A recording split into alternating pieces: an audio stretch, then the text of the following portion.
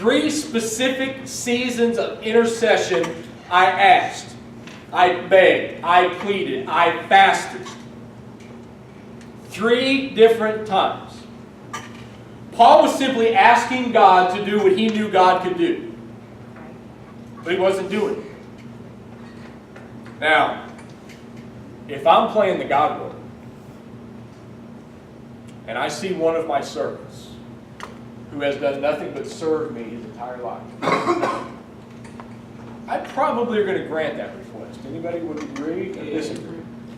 I mean, if you got an employee, you own a business, you got an employee that's working hard, needs a raise, been faithful to you, been with you a long time, and if he says, I got to have a raise, are you going to go, no, I'm not going to? No. I am no. That's why I'm not talking to you. That's why I'm not talking to you. I'm talking to him. Yeah. Don't ask Mandy for nothing. No, I'll be the one that gives it to him. He won't. You won't give it to him? No, he won't. Tommy. I wanted to give a Christmas bonus, but not what she wanted.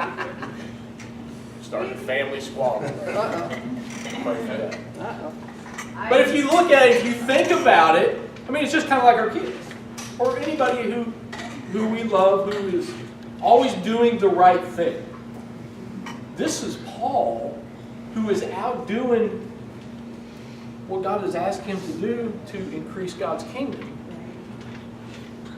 And he's already been through the gamut. He's already been through enough stuff. And you would think that God would just answer just this thing. And God's just not answering this thing.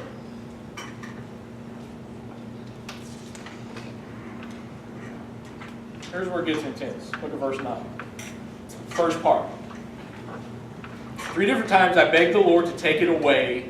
Each time he said, my grace is all you need. My power works best in weakness. Okay, well, yeah, see, I'm kind of like... My power works best. My grace is all you need? No, what I need is for you to take this thorn out of my side. That's what I need from you. But he says, my grace is all you need. So, the Greek word for grace is charis, not claris, like the scary... Charis. It is spelled C-H-A-R-I-S.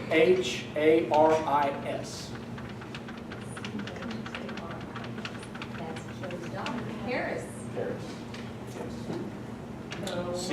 C-H-A-R-I-S, pronounced charis. It is used 154 times in the New Testament. It is used 89 times by the Apostle Paul. It means undeserved favor.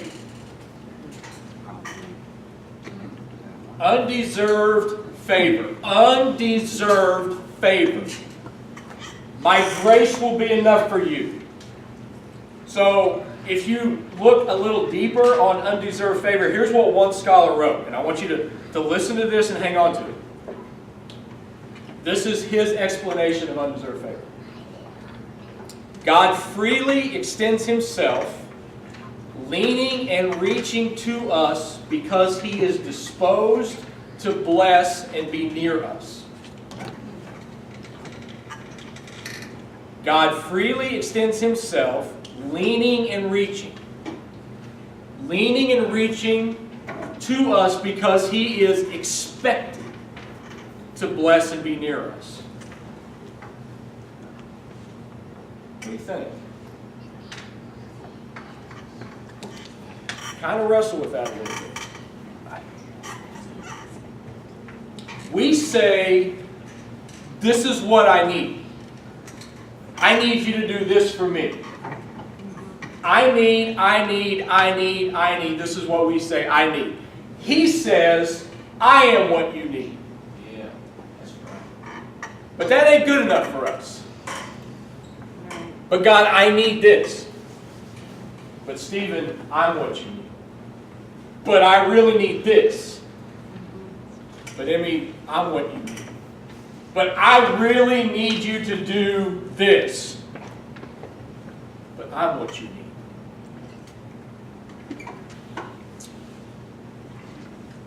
This way, you can experience me in a way that you could not if I only did what you asked. Listen. I am what you need because this way you can experience me in a way that you could not if I only did what you asked. That puts a whole deeper level on it because you know what? I said I need her mammogram to come back clean. I said I need her biopsy to come back clear. I said I need for my kids not to have to go through this.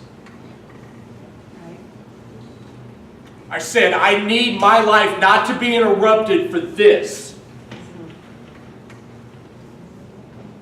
I said I need you to recognize that I'm serving you faithfully every single week and I don't need this.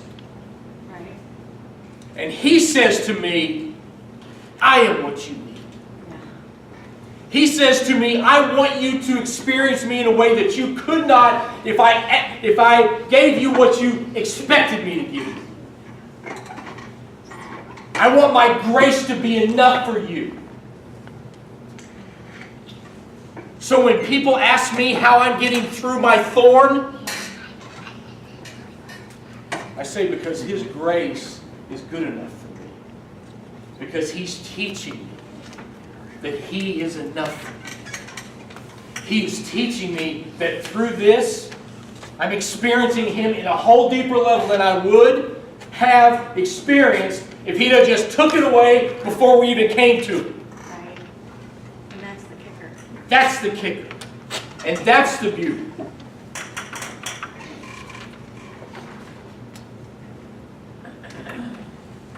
Carrie had kind of a down day the other day, Thursday, Christmas Eve. Couldn't wrap presents, couldn't bake with Maya.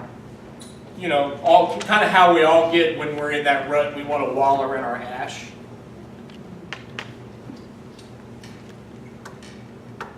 And I said, you don't get it, do you? Because I had to put pastor clothes on in that moment. She goes, no, I get it, I can't do anything. She begins to cry. First time she's cried since this whole thing went down. And I said, His grace is enough for us, and here's why.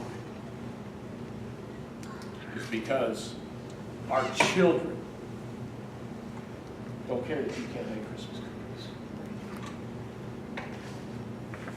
Our children don't care if you can't get up in the morning and make Christmas donuts.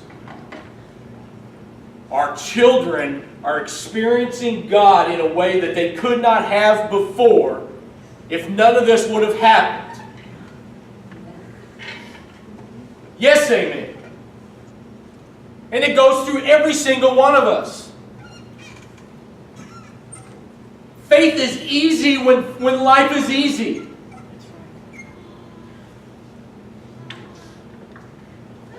But unless you have something difficult in your life and He is all you got, then you are never going to experiencing Him in a way if He gives you everything that you want. And then the very next day, we're at my sister-in-law's house. And we always play this stupid white elephant game. And there's always, the game lasts an hour and a half, and it shouldn't, but it does. But here's the beauty of it this year.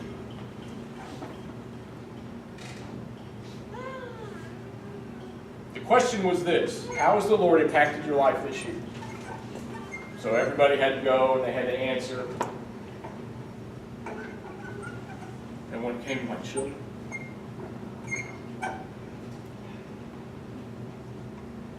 you can fill the blanks.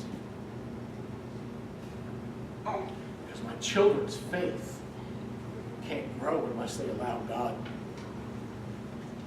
to minister to them in a way that He couldn't if the cancer never came.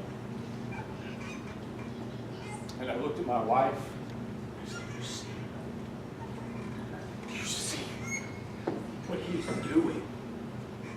lives of our children by allowing you to go through this. That thorn in your flesh is teaching them in a way that I can't. Prayer reminds us that we are not in control. And it keeps us close to the one who is. Last one. Prayer isn't just about asking. It's also about trusting. Prayer isn't about asking. It's also about trusting. Look at the second part of verse 9. Each time he said, my grace is all you need. My power works best in weakness. Paul responds and he says, so now I am glad to boast about my weaknesses, so that the power of Christ can work through me. That's why I take pleasure in my weaknesses and in insults, hardships, persecutions, and troubles that I suffer for Christ. For when I am weak, then I am strong. Listen to what he said. He said, I am glad to boast about my weakness. Now, men, we have a hard time because we are macho dudes. We want to be strong all the time. But I'm here to tell you that when I am at my weakest, I am at my strongest because he pours himself into me. That is what Paul is saying. He said, that's why I can take pleasure in my weakness, in the insults, the hardships, the persecutions, the troubles that I suffer for Christ. For when I am weak, then I am strong. Being taught to trust. You know that old saying where time heals all wounds? You guys find comfort in that? Time heals all wounds. You guys heard it? Yeah. You find comfort in it? Say yes, because I know you do. It's a lie. It's a lie. Time doesn't heal all wounds. That's right. Time in God's presence heals all wounds. Years from now, I will look back and I will understand why the thorn was placed in my side. If God doesn't do exactly what you want Him to do, it does not make Him any less God. It makes Him more God. We ask, we trust. It's not in our plan, but it's in His purpose. We ask, we trust. It's not in our plan, but it's in His purpose. Go back to Matthew 26:39.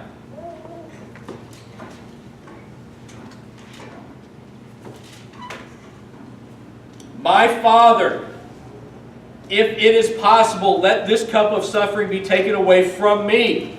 I don't want to go through this. I don't want this thorn in my side. Jesus knew what He was going to endure. He knew ahead of time. We don't. And He still didn't want to have to go through with it. Think about Martha. Martha was mad because she had to deal with her brother's loss. She had to deal with God not showing up. But what did she say on the backside? I still trust you. I'm mad at you, but I still trust you. Jesus is saying to His Father, let this cup of suffering be taken away from me if it is possible, yet I want your will be done, not mine. So when God seems unresponsive to you, when God seems late in your life, when God seems uncooperative to you, down the road you'll look back at your thorn and you will say, I didn't like it. I sure didn't want to have to go through it. But did God really use it? But man, did God use it. Because from my perspective, in my life, Carrie and I are going to be able to look years down the road back, and we're going to see, man, did He use that thorn? And He loved me enough to place it in my side. Right. Let me pray for you.